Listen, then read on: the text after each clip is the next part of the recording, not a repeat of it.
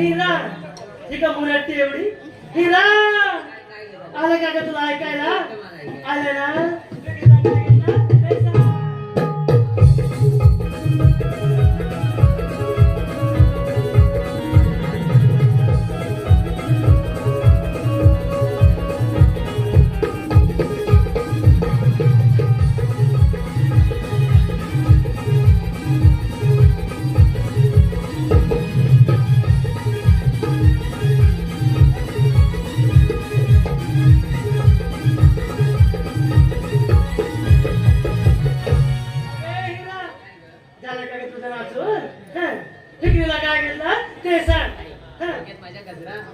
तुझ्या गजरा